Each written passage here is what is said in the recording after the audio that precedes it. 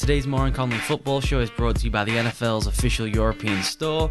The NFL's official European store offers 100% official products, free standard delivery, next day delivery, and you can get jerseys, clothing, headwear, 2 t-shirts for £35. I got those.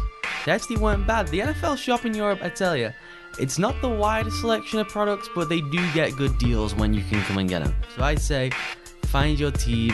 They do these helmet ones now. It's like the helmet's dripping. It's pretty cool. I bought a Patriots one. 2 t-shirts for 35 quid. You can also get some accessories, and they have non-stop sales. Go to thereadoptional.com/NFL shop.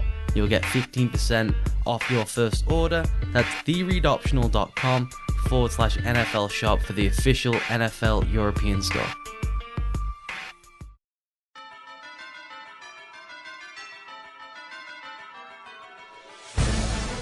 Ladies and gentlemen, welcome to the Moore and Connolly Football Show. So glad you could join us once again. It is Super Bowl week. We are with you. We are getting amped up. That's what it's all about, baby.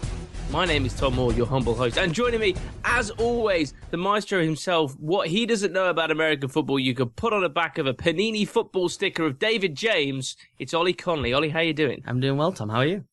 Not bad. The reason I mentioned David James is because I'm house hunting at the moment. There's an estate agent called David James. Nice. So he's not close by to you? You didn't look in David James's house? No, I didn't. I'm not sure where David James lives. For some reason, I imagine he lives in Portsmouth. I think he's in like a Greek island now. Didn't he move to like Kazakhstan to play?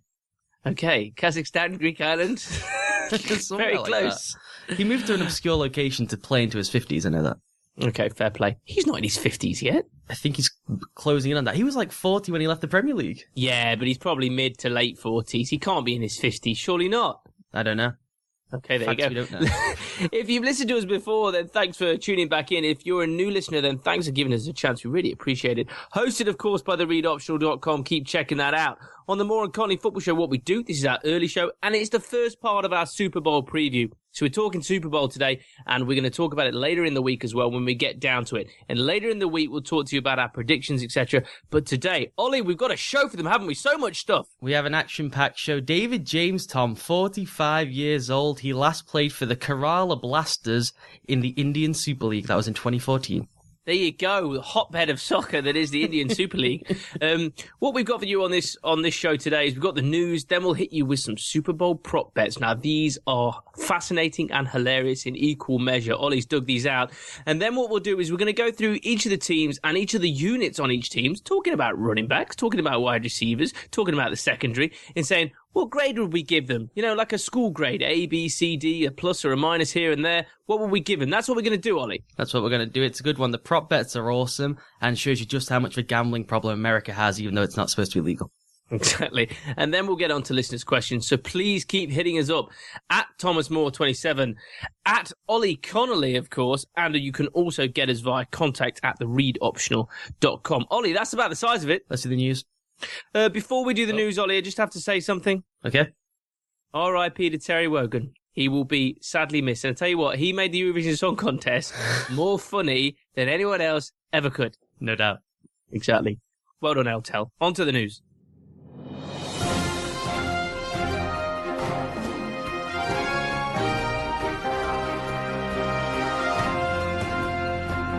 So the news, Oliver. The news.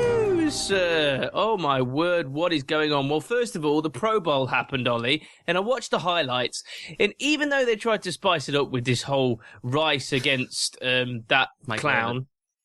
What's his name? Michael Irvin. Oh, I thought it was Sanders. Oh, there you go. That shows you how much I paid attention to it. I like Michael Irvin.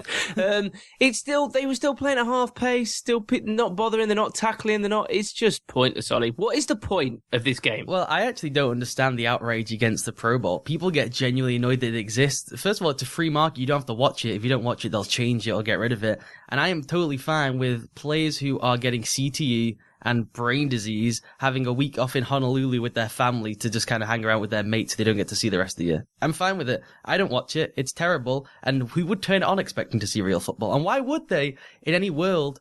risk a concussion or an injury in an exhibition game. I almost think, though, if they're going to do that, though, they should just say, okay, let's take the contact out of it completely and just make it a flag game. They could do that. It limits the positions you could have. I think the idea that was written on the site by Mike Donnelly this week was a good idea of having a futures game where you take guys who have either played under 20% of snaps this season or on the practice squad, and you give those guys a real showcase. Like they have this now, the Veterans Combine. We'll have one in the middle on that Saturday or Sunday between the Super Bowl. We get to see players who we saw drafted or we liked in college but don't get their shot. Let's go and see them on a national stage. And maybe then what you do is your vote for the Pro Bowl is just it's like an all-vote pro team plus a little bit more. And that still gets the credit, the players, and maybe they still get to go and have a great time. But then it's just played by different players. But the kind of the honour is still there, because otherwise what happens at the moment is people get Pro Bowl nods because they're the 8th quarterback on the list or the 10th or whatever, and the first 5 haven't decided to show up. Yeah, but they don't count in sort of their history.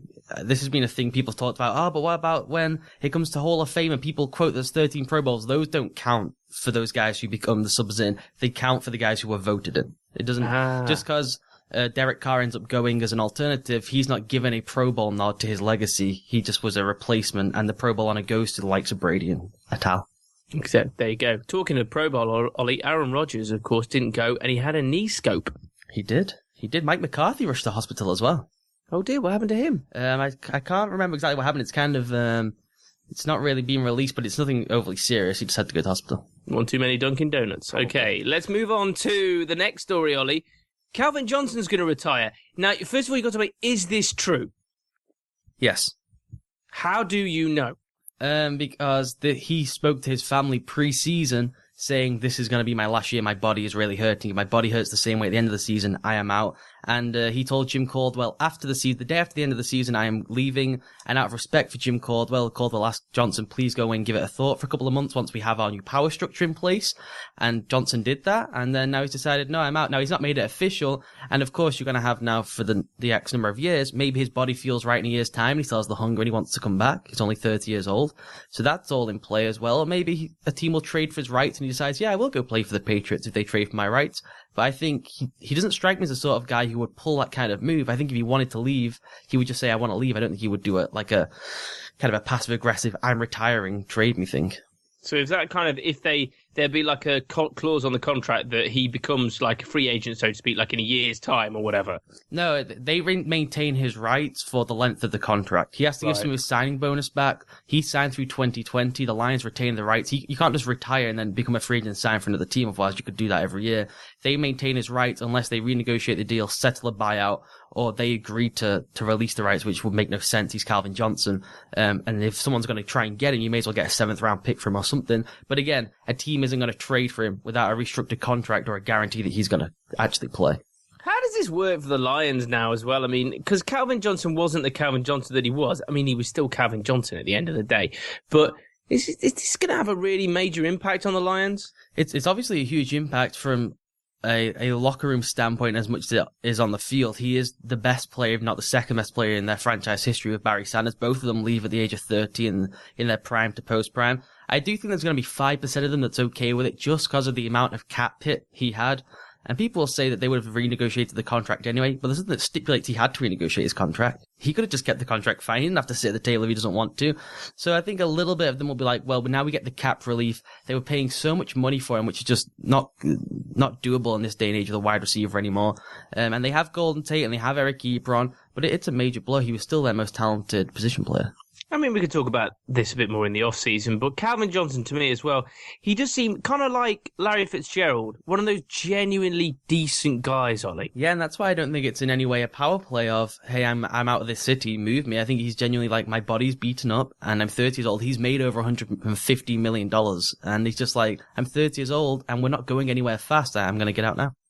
Okay, right, moving on. Tell us about Thursday Night Football, Ollie. It's going to change and the package is going to be shared. Yeah, a split package between CBS and NBC. Good news for people who aren't fans of Phil Simms and Jim Nantz, like myself.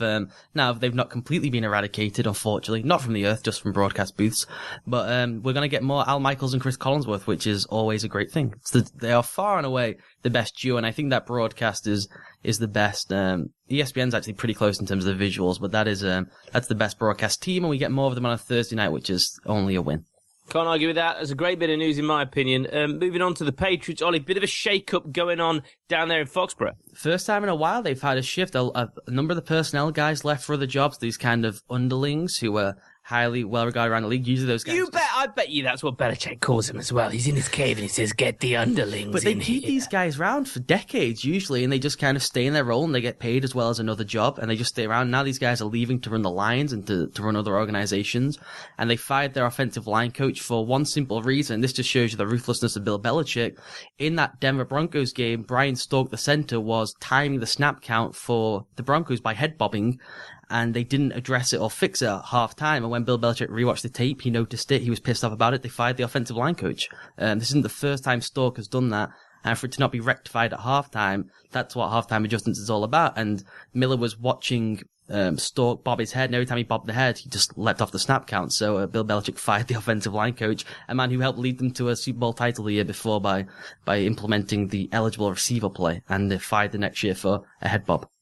It's a bit of a cutthroat sport, really, isn't it, I suppose? It is, and like I said, Belichick usually keeps these guys around, but off they go. They're changing things, and you have to think Brady had something to do with this. He was hit more times than anyone in history in that Broncos game, and it was a poor performance all year. Now, they lack talent at that position, but it just wasn't a good coaching job either. They didn't make any good adjustments, so he's out. He won't be out of a job for long, though. He's already with the Chargers. There you go. Pretty simple.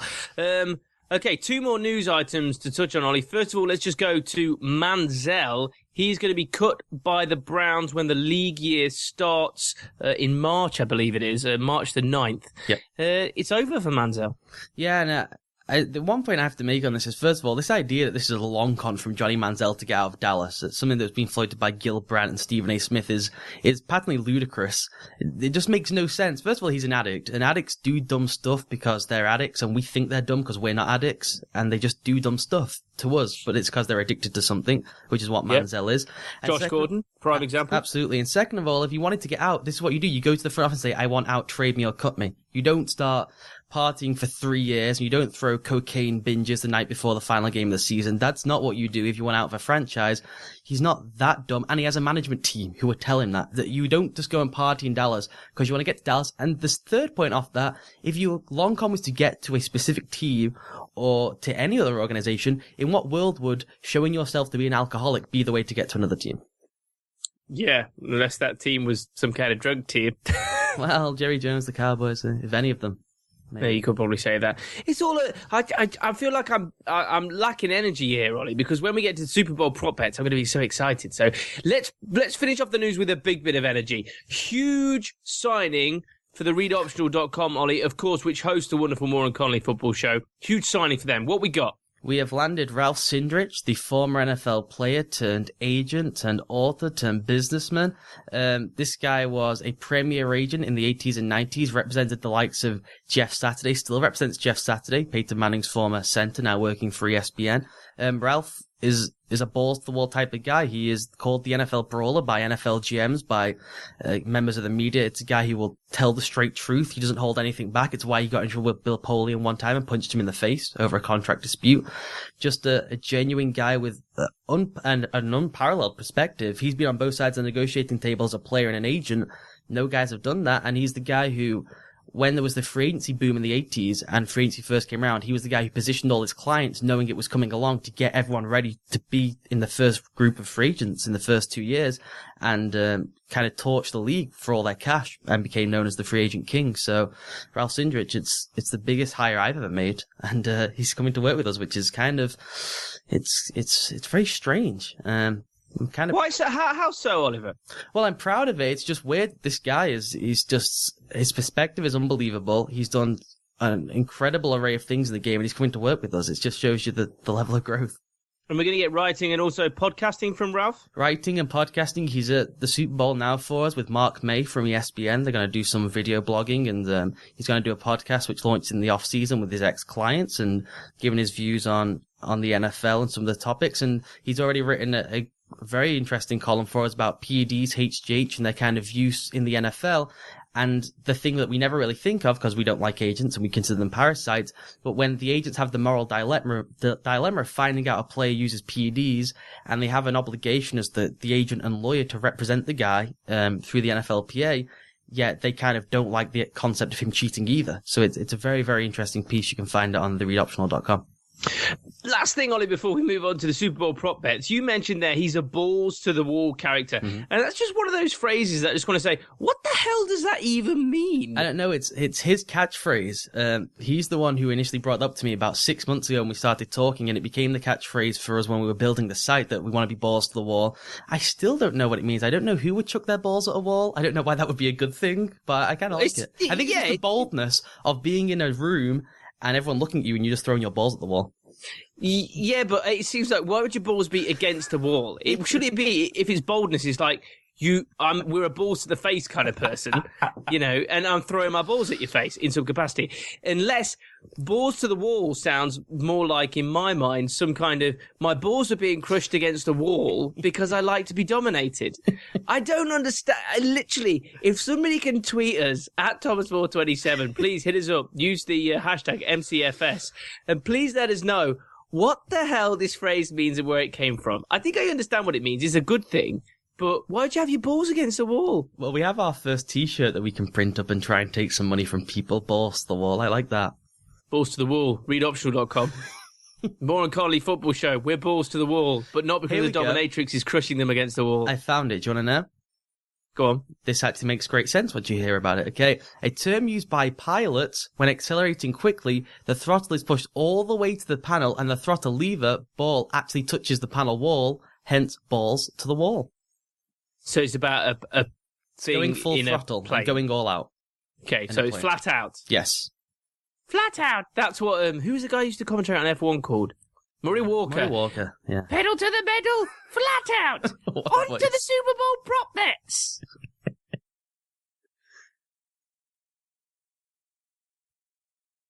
Okay, on to the Super Bowl prop bets, Ollie. And you've pulled out some absolute corkers. Now, the way we're going to describe these in terms of what the odds are, this is really confusing, Ollie, because they're minus numbers and positive numbers. So can you just explain what the difference is? Well, I'm probably going to balls this up and I'm going to get so many kind of tweets. Essentially, you can balls it up and I'll crush your balls against the wall. Balls it up.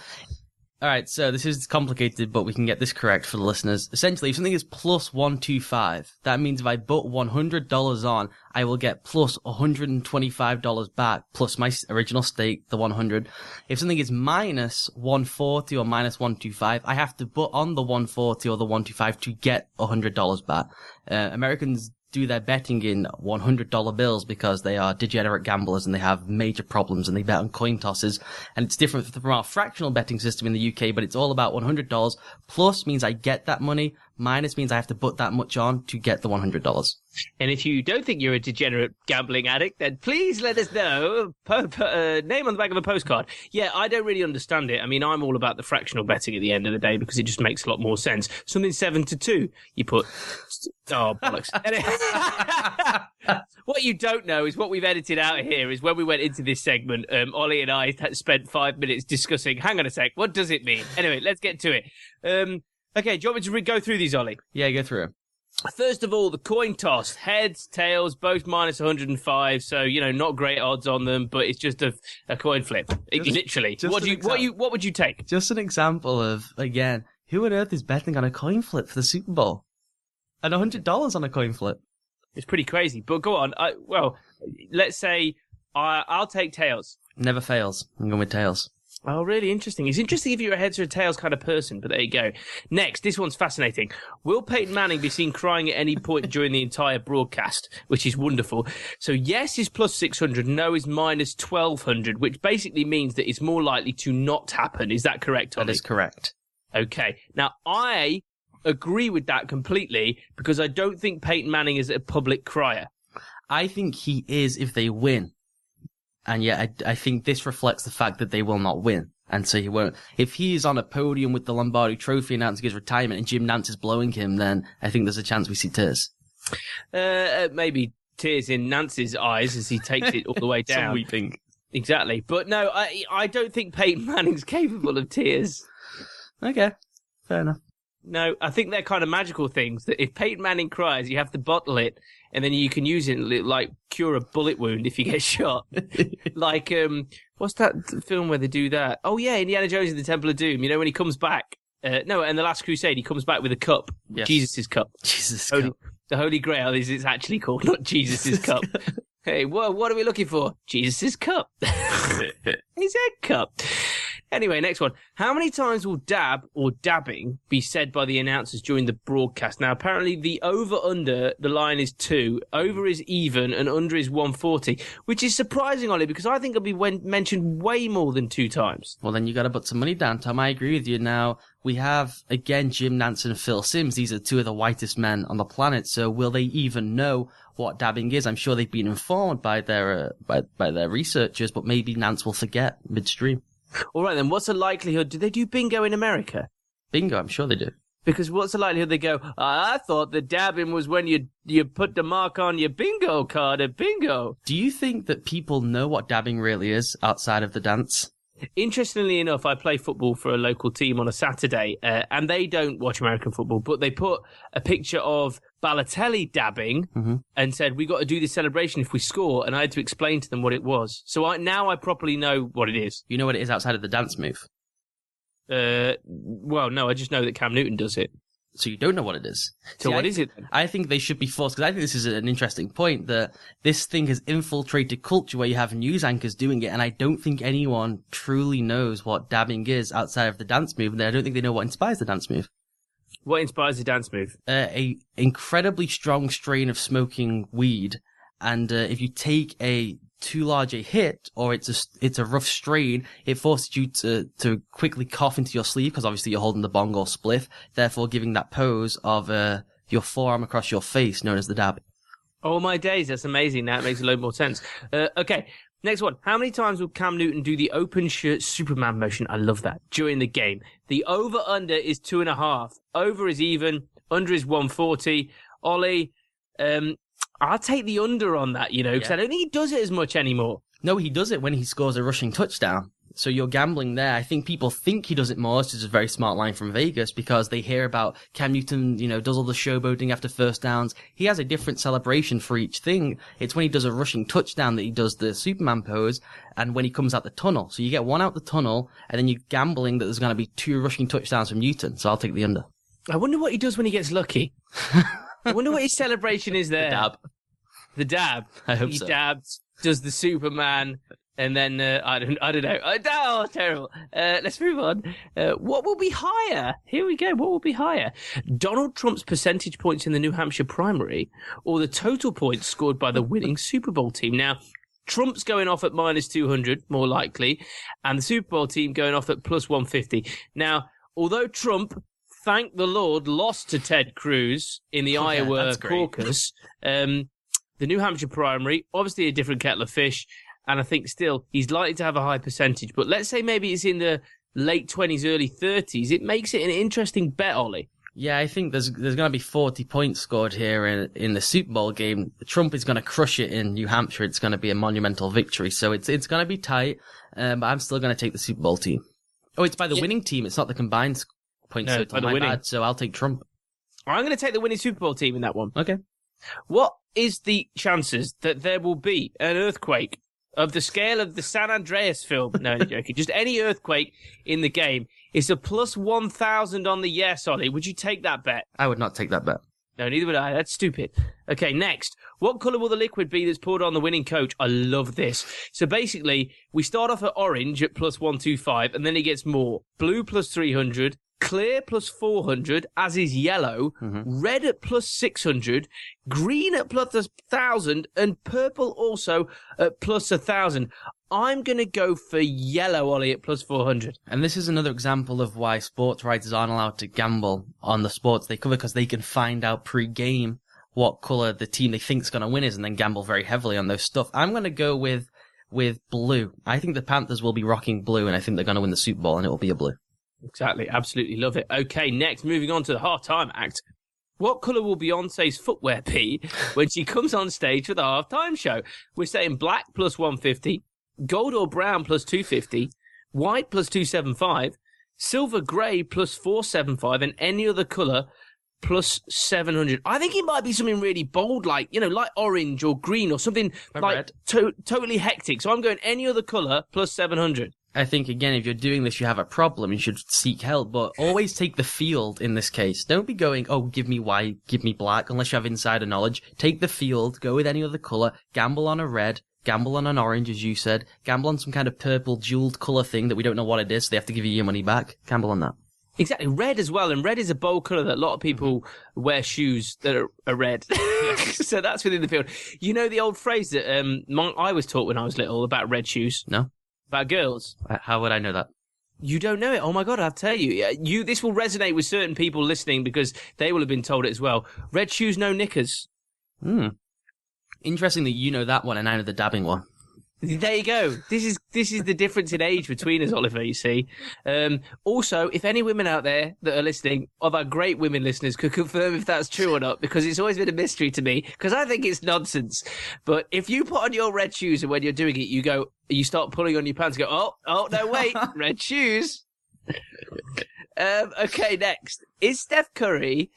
Sorry, I'm too excited, Ollie. If Steph Curry is shown on TV during the broadcast, what will he be wearing? Will he be wearing, at evens, personalised Carolina Steph Curry jersey, at plus 300, a Cam Newton jersey, at plus 500, another Carolina jersey, or at plus 200, no jersey? Interesting. This one's really tough. I'm going to go... I don't think he's brash enough to go with the personalised Curry jersey, unless he's with his entire family, then they all have them personalised. That's in play. I'll take Cam Newton plus 300. Yeah, I'd take that as well, but it'd be more interesting if he had a shirt, but instead of saying curry, it just had a type of curry. Like he said Vindaloo on the back. Be bold. That would be bold. He probably wouldn't get the reference. Okay, next. Total successful field goals. Denver Broncos. It's an over-under situation, and the line is at 1.5. Over is minus 140, so over's more likely. Under at plus 110. I'll go over, Ollie, all day. Yeah, this one I put in here just because I wanted to give genuine gambling advice. If you're going to gamble on these silly prop bets, take this one. Of all the things I can see happening, it would be that McManus hits two field goals. Yeah. Come on. Will Ted Ginn Jr. drop a pass? Yes, 120 minus, no, minus 120. So, when they straight up bets like this, you pick one or the other. I'm going to say that he will. I'm going to say he doesn't. I don't think he's going to be open. And I think that any pass that's in his range will be an overshot downfield than it would be a drop pass. Okay, fair enough. Next, how many wings will Buffalo Wild Wings sell on Super Bowl day? It's another minus 120 each way over-under scenario. The line's at 12 million, Ollie. Now, I have no reference point for this at all. No, I imagine Vegas set this line based on last year, you would guess. They don't go into this thing blind. It's why they have such tall buildings and people who gamble live in boxes. I'm going to go under. I'll go over. I love a chicken wing. I know you do, but does 11 million and 999,999 other people. Well, true. It's interesting, actually. I've got a good friend who I watch Super Bowl with every year, and I will be the Super Bowl this year at Hooters in Nottingham eating wings. So if you want to come and find me, if you're going to be there and you're a listener, then please, I'll take a picture with you. You can punch me in the face, whichever of your choice you want to take on. But he actually does bet, and he actually made a business out of it. He makes a lot of money. That's many people do. Well, exactly, and many people also live in boxes. Yes. That's why I don't do those things, but I live in an affordable house. How many times will the Golden Gate Bridge be shown during the broadcast? The over and under is at 0.5. Amazing. The over is minus 300.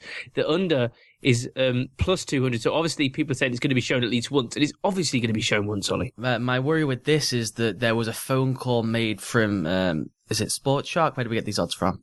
No idea. It might be Bovada. No, it's Oddshark. Oddshark. I fear that someone from Oddshark knows the producer of the CBS broadcast or called them and asked this before. And that's a very strange line to have. You'd think, and usually they show that kind of stuff in the pre-game more than they do the actual game. That they'll usually show one shot. And I think you'll see more of Alcatraz and that kind of stuff than you will the Golden Gate Bridge. I'm going to go sneaky under here. I think there's a reason this is 0.5. It says broadcast, though, the whole broadcast. Yeah, but that'd be the broadcast of the Super Bowl game, not the Super Bowl pre-show, I wouldn't have thought. That's true. Fair enough. Okay, next, will the announcers mention that Kubiak was always backup during this broadcast? Hammer the yes. Yeah, yes, plus 20, no, minus 160. It's obviously yes, Ollie. Obviously yes. And maybe another obvious one, will Mike Carey be wrong about a challenge? Plus 135 for the yes, no at minus 175. Obviously, yes. This is an interesting one. This is very sneaky from Vegas. Again, this is why they have such tall buildings. there's the consensus thought is that Mike Carey stinks. We all agree that he gets everything wrong. That's what people thought. USA Today hilariously went back and looked through all challenges this season involving Mike Carey to find out just how wrong he is. And Vegas knows that if you're going to bet on a dumb prop bet, it's going to be a funny one. It's not going to be Beyonce's shoes. It's going to be Mike Carey. They want you to say yes because they know that 90% of the time USA Today find out he's right. So I'm going to say no. Okay. I also think if there's a dodgy one, CBS has had to answer like 1,000 questions this week about how bad he is. And they came up with this passionate statement about how much they love him and they're not going to fire him and all this stuff. If there's a difficult one, I think they won't put him on the broadcast. Yeah, I think that's fair enough. You've got to protect your assets. Yes. And not sweat them. And he will sweat. He must be so nervous. Exactly, yeah. His balls are sure against the wall. He's squashing them himself. Which song will Coldplay play first during the halftime show? Now, Adventure of a Lifetime is at plus 200. Then you got Fix You plus 350, Sky Full of Stars plus 450, Viva La Vida plus 500, Clocks plus 750, Head Full of Dreams, and Paradise at plus 1,000.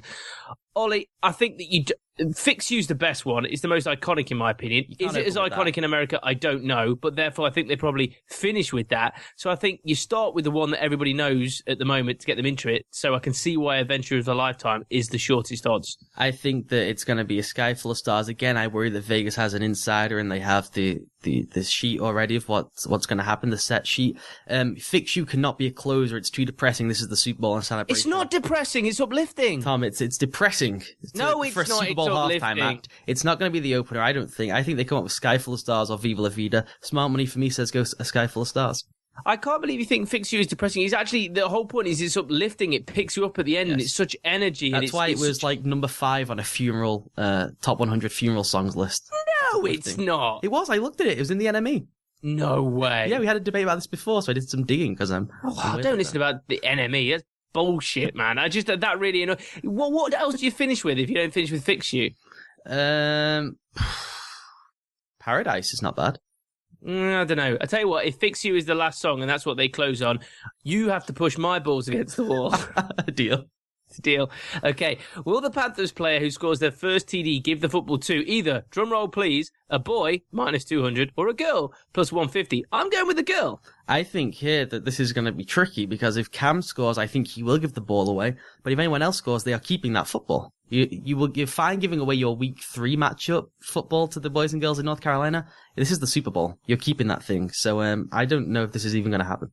Interesting. Okay, who will the Super Bowl MVP mention first?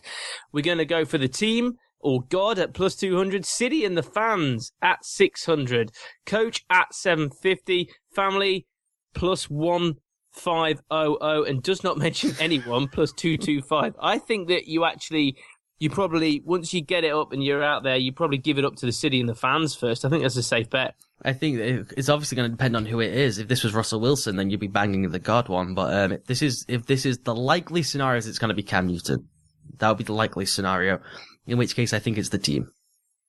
Interesting. I think I'll go City fans. How many times will Archie Manning be shown on TV during the broadcast? The over-under is at 1.5, over at even, under minus 140, Ollie. I think he's shown at least 3 times. Oh, at least 10. They can't help but show the guy. Isn't it amazing that it's higher than the Golden Gate Bridge when they're in San Francisco? Archie Manning, ugh, that guy. Okay, 2 more bets to go. For the penultimate bet, how many times will John Fox be said during the broadcast? Over-under at 1. Over at minus 140, which is unlikely. Under at the even, Ollie. I think, again, the under. I think Jim Nantz sees himself as the classiest man in the building, and why would I do that? I'm not even going to mention the Peyton Manning HGH allegation, so I don't think he would want to do that. If this was Al Michaels, he knows the prop bets, and he would be loving this bet. So I think Nantz thinks he's too classy to do that, so it's the under for me. Okay, that leaves us with the exact outcome. Not just of the Super Bowl, but of the presidential election in a combo bet. So, you've got Carolina and Denver to win, obviously either side of things, and then Trump, Clinton, and Sanders as the options for the presidential candidate. Now, the most likely one, according to this, is Carolina and Clinton, followed by Carolina and Trump, then Denver and Clinton, then Carolina and Sanders, then Denver and Trump, and finally Denver and Sanders, Ollie.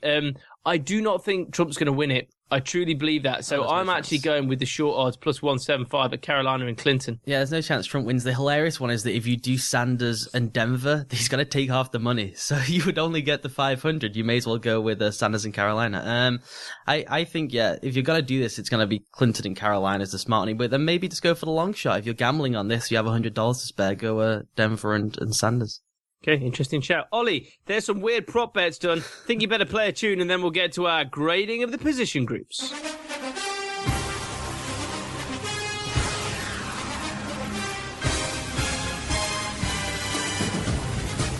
So yes, it's really the first big part of our Super Bowl preview. That's this week's early show. And then obviously we'll get into some more detail about what we think is actually going to happen in the late show this week. But for now, we're going to do some gradings of the position groups on both the Panthers and the Broncos roster. So Ollie, let's get straight into it with the quarterbacks.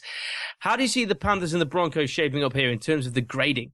Well, I think Cam Newton's quite easily an A-plus quarterback at this point. He is, if not the most talented quarterback in the league, the second most talented quarterback in the league, and he stresses defenses in the most unique way we've ever seen in this league. The ability to not just throw with rhythm, but throw downfield, to call his own plays at the line of scrimmage, and then, of course, in the run game, and not in a traditional break the pocket, escape, elusivity run game, in a pure power. Here's our 6'5", 240 running back. We have more men in the box and you were going to line up and power it down your throat.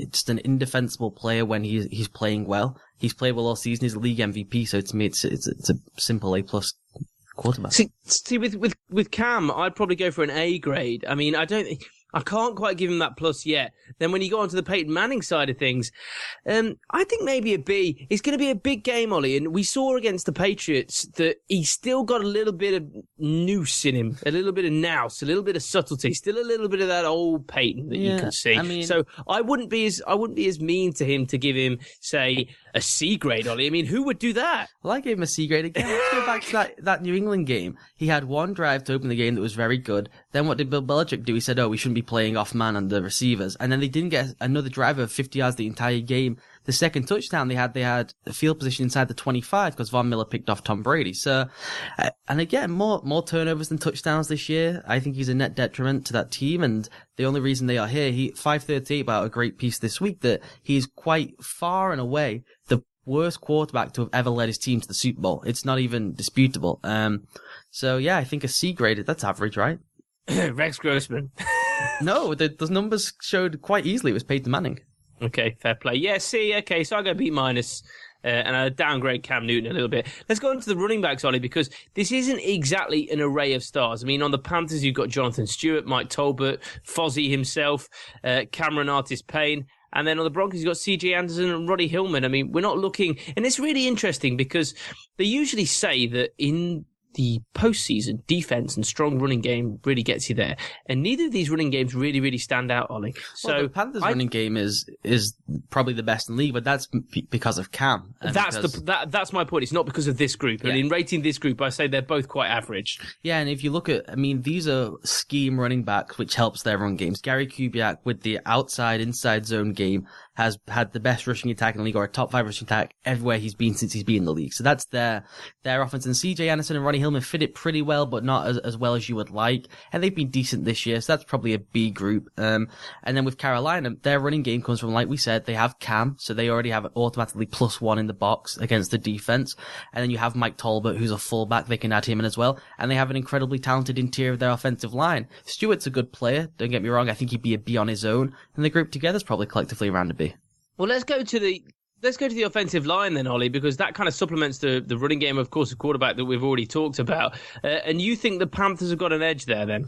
Yeah, I think that the Panthers' offensive line, we talked all year about how they're so talented in the interior, but it's the weaknesses, the two edges. But the more you go back and watch them, on reputation, Mike Law and Mike Kremer have been below average players in this league, and I thought they were the worst pair of starting tackles coming into the season. They've been very, very good this year. Now, can you plant them one-on-one on islands against DeMarcus Ware and Von Miller? Probably not. I don't know if you can do that with anyone in this league, but they've played very well. But it's all helped by the fact if you have such a strong interior of the offensive line, all you have to do is get those pass rushers to move past the pocket, and then you can step up and make throws. And most quarterbacks would tell you, even though the left tackle is considered the glamour position and you don't want to get rocked from the backside, if you can have the interior of the line strong with those 3 players, you would take that because then you can climb up and avoid pressure.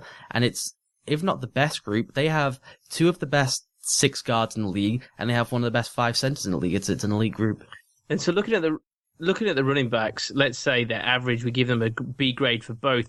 What would you give to the offensive lines then? Obviously, grading Panthers probably a bit higher than the Broncos. Yeah, the Panthers I've given an A grade to. I think that the Broncos group is a B minus. They just have so many players who struggle one-on-one, and they also have inexperienced guys. Now, Evan Mathis is an elite guard. Luis Vasquez has come in and played pretty well since they made the change there from Max Garcia to Vasquez at guard. And it's difficult to say. I mean, they've had some sort of a run game, and the running backs aren't an elite group who get runs after contact. Peyton Manning hasn't been any sort of significant factor in the passing game to keep 2 safeties deep. So the offensive line has done a decent job. I'd say they're about a B or B minus.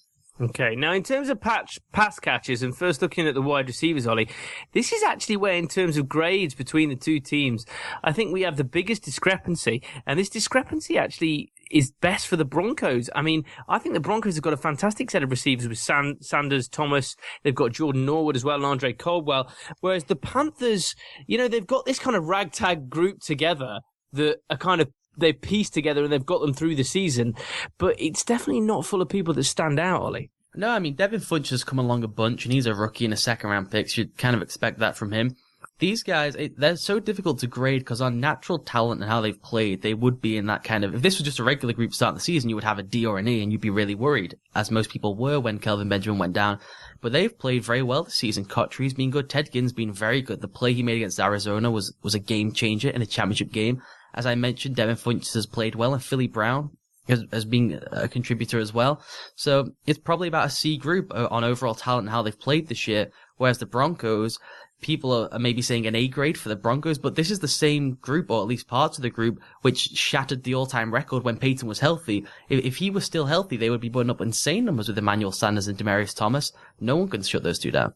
Exactly, and it does kind of speak to Peyton Manning's lack of ability, or what he's lost now is the fact that such a talented wide receiver core hasn't been able to be as successful as really it should be. Mm-hmm. Talking of receivers, Ollie, we've got to go for the tight ends as well. Again, bit of a discrepancy here. Greg Olsen versus Owen Daniels as much as anything. Yeah, Greg Olsen is probably the second best tight end in the league right now. I mean, Tyler Eifert's been fantastic. Gronkowski is the best of all time. But Greg Olsen, you can argue him and Eifert backwards and forwards all day. He makes plays that are just remarkable, and he's the main focus of the passing game for the defense, who has to deal with that as well, whereas Eifert has obviously AJ Green, who is taking some of the safety help over the top. For Denver, they kind of throw multiple guys here. Owen Daniels was the guy who caught 2 passes in the AFC title game. They also have Virgil Green, who's more of their hybrid blocking guy, and then they traded for Vernon Davis at the deadline, and we haven't really seen much from him since he got to Denver, and part of that is because of Peyton. He usually loves working with tight ends, and so maybe Vernon Davis or Owen Daniels can have a big game in the Super Bowl, but going against this linebacking group and safety group of the Panthers, you wouldn't suspect so. Okay, let's move on to the defensive side of the ball, Ollie, and we can both agree that the defensive fronts for both of these teams are fantastic. I mean, they're elite units, not much to choose between them. A fag packet you could put between them, Ollie. No, sorry, fag paper, isn't it? Yes, and that's cigarettes for our US audience. Not a gay paper. No, not at all. No idea what that would be, but there you go. So, who do you want to start with? Let's start with the Broncos, because I think the Broncos, you'd probably recognise, out of the two, maybe got the edge. All-time great unit. I mean, there's just no disputing it. Inside and outside, you have Von Miller, DeMarcus Ware, Derek Wolfe, Malik Jackson. Then you get on the backside of that 2 rookies, Shane Ray and Shaq Barrett, who most teams will be begging to try and get on their rosters right now. And both of those two just playing sub-packages because we got that first 4. And those guys can't get on the field. It is the best pass rushing unit in the league by far. They get interior pressure, they get outside pressure, and they're used in inventive ways by Wade Phillips, who's kind of the mastermind behind this operation. And there's just no doubt in my mind that is an all-time great collection of a front 4. Okay, and how about those Panthers then? It's another good collection. Charles Johnson's returned from injury and played pretty well. K1 Short is the star of the bunch. Star Lotulelei was the initial star when he was a rookie, and they play off each other very well. And they're very much about getting that internal pressure to collapse the pocket and not allowing the quarterback to step up into throws and with a clean pocket. And that allows the likes of Charles Johnson and Jared Allen and Coney Ealy or Davis and Kuechly to shoot some gaps and get pressure on the quarterback. Who do you think wins then if you're going to match up offensive line against defensive front in this battle? I just don't think anyone can block Von Miller. it made me laugh. People talking about the Patriots not having home field advantage last week and how that was a big factor. Marcus Cannon could be anywhere in the world with Von Miller and you couldn't block him. I don't know who could block him one-on-one. It's the same as J.J. Watt or Justin Houston. And when you've got Michael Remmers, that's going to be an issue. So the fact that they have the best player along the defensive fronts, I would give the edge to Von Miller and the Denver Broncos. But the more I think about it, I mean, the interior of the Broncos' offensive line is not good. They've changed the guard position. They have Matt Paradis, who's a center who's not overly talented, and they're going to have to find a way to deal with K1 Short and Star Lotulelei. And if they have to start throwing double teams, or more likely, the Broncos will have to max protect more to give Peyton more time, and that in and of itself takes away the number of eligible receivers you can have, and that's a major win for the defense. Yeah, you're going to be interested to see that battle in the trenches. Okay, moving on to the linebackers, Ollie. I mean, I think they've both got fairly decent units, but it's no contest really. This Panthers linebacking core is phenomenal. It truly is. Now we have to see how healthy Thomas Davis is, but I've written this season, I think Luke Kuechly's the best player I've ever seen. So to me, that automatically makes it an A unit. Then you throw in Thomas Davis and Shaq Thompson, and what they have is versatility. They have raw talent. They can play in a traditional style. There's 3 linebackers in an era where most people play with 2 linebackers, yet they're allowed to have a third one because Shaq Thompson is viewed as a safety linebacker hybrid. Teams had him graded as a first-round safety coming into the draft, and the Panthers drafted him to play weak side linebacker. So it's an incredible unit. I hope Thomas Davis is healthy for his part and just see the best players available. There's no doubt in my mind this is the best linebacking core in the league. So if we say they're an A+, then what does that make the Broncos? I think it's a B+ unit. I think Brandon Marshall and Danny Trevathan aren't household names. Both free agents at the end of the season. Both are going to get paid a bunch of money and can impress some owners on the field in this game. Guys who cover a bunch of space. Of course, it's made easy for them. They have that insane defensive front in front of them. And we're talking about inside linebackers. Just the scheme these guys play. We went with the inside linebackers here and then the defensive front being the outside guys in the 3-4 for the Broncos. But I like Marshall and Trevathan. Both play their run very well and both cover the space pretty well. They are helped again by having that elite front, and the cornerback position is loaded for the Broncos as well. Yeah, exactly. Let's talk cornerbacks, because you got linebackers, Panthers A+, Broncos B+, but I think it reverses really for the cornerbacks, and the Broncos have got the edge there. No doubt about it. I mean, I gave the Panthers a B grade, but that was just kind of a huge nod to Josh Norman because the rest of it is just a clusterfuck. It's guys who are untalented. I love that phrase, Ollie, with a passion. I think it's brilliant. If you do not use that phrase, then please go and use it. Clusterfuck. It's guys who are either untalented or weren't in the league 8 weeks ago. So that's a problem. I gave them a B because Josh Norman's played so well, and it's so much of a scheme-based system rather than man-to-man or just manning up on your guy that they can kind of scheme around some of the deficiencies. So I gave them a B grade, and Norman boosts that dramatically. Whereas the Broncos, this is an A grade. They have Aqib Talib, Chris Harris, Bradley Roby, Tyvon Webster's going to play as well. They just keep throwing these talented guys at you who are going to play straight press coverage. It's going to be hard to get off the line of scrimmage against them. And it's just a very talented group. This is what is so impressive about Denver. You go through every single thing, and it's hard to kind of figure out which one is the key. Is it because you can't release the ball quickly that the pressure gets there? Is it because the pressure gets there that you release the ball quickly and the corners have time to make plays? Does that make the linebacking goal look better than it is? It all kind of works together to make this an A+ unit overall. Okay, well, let's talk safeties then, Ollie, to finish this thing off. And again, I think, we've all talked about how good the Broncos are. I think the Broncos have got the edge again. Yeah, I think that TJ Ward and Darian Stewart, again, not household names, but these guys, I just love these two. The way they rotate these players, it's fascinating to watch how Wade Phillips uses them. They only really play with a single high safety for the most part, and they allow TJ Ward to freelance, or they'll drop Darian Stewart down to go and make plays, and they put him in what we call hole coverage, where he can just spy from the middle of the field. Very, very impressive, and both of them just kicked out of other organizations and let go. They come into this Denver defense with Jack Del Rio and now Wade Phillips, and they're becoming stars within this scheme. And then with the Panthers, you got Kurt Coleman, who's had an incredible season, which no one expected, and somehow Roman Harper's still playing in this league, and he's making a bunch of plays. Those two are greatly aided by what's around them and by the scheme, but that's all you can ask for, is to play well within the scheme. You can't not play for that. Okay, there you go, Ollie. Positional positions broke down. And it shows you how close this contest is. I mean, the key one is that the quarterback advantage is so an edge of one team. But people are maybe saying this could be, a devastation for the Panthers, and that's certainly in play because of that quarterback discrepancy. If the Broncos can't move the ball, it's clearly going to be a problem. But the rest of the units are evenly matched. And Cam Newton's not seen a defense as good as this all year. Absolutely, yeah. I don't know how you could do this. Is the best in the league.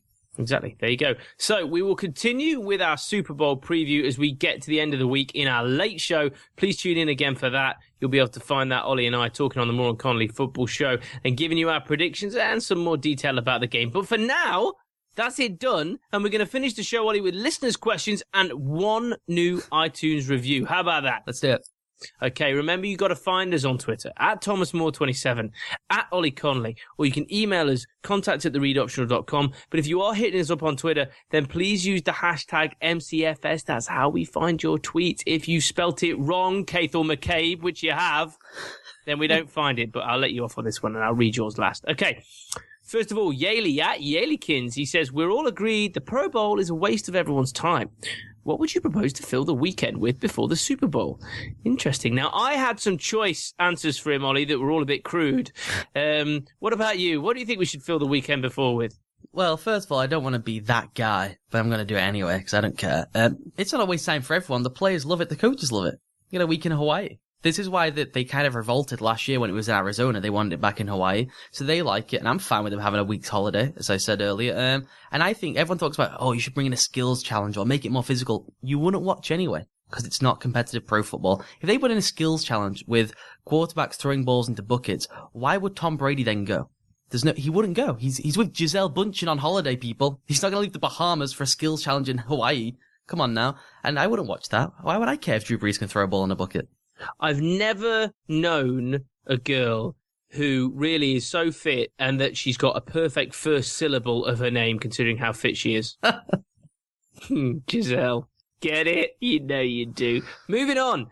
Tom Kislingsbury. Objectification is going to cost us downloads. There's another iTunes review that has a go at me. Tom Kislingsbury, at Tom Kislingsbury, he says, hey, guys, if you were GMs and had the number one pick this year to start an expansion team, who do you take? Well, you take a quarterback, don't you? No. Hang on. Does this depend on the fact that we can take people from other teams? I don't understand. No, he's saying in this year's draft class, who would you take number one overall? The one thing you don't do, and this is bore out time and time again, go and look at the expansion teams, is do not take the quarterback. Your team is not talented enough. There's no need to do that. You grade everyone, and you find who is the best player available on the board, and you build a team. Expansion teams are not anticipated to make the playoffs in the first 3 years. So you have built-in advantage that no other GM does, is you can just take your time and build the best team possible by taking the best player, and that's going to be Joey Bosa or Jalen Smith or Jalen Ramsey or Laramie Tunsil, whichever of those four guys you think is the best player available, and everyone's going to have their own grades, you take that guy.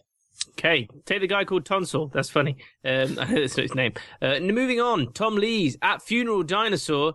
Sad way to go. How far away are the Texans from a Lombardi? Please be kind. Hashtag MCFS. They are. Well. I think Chewbacca's beard and some other people had some choice quotes for poor old Tom. But what do you think? I think they're really, really, really close.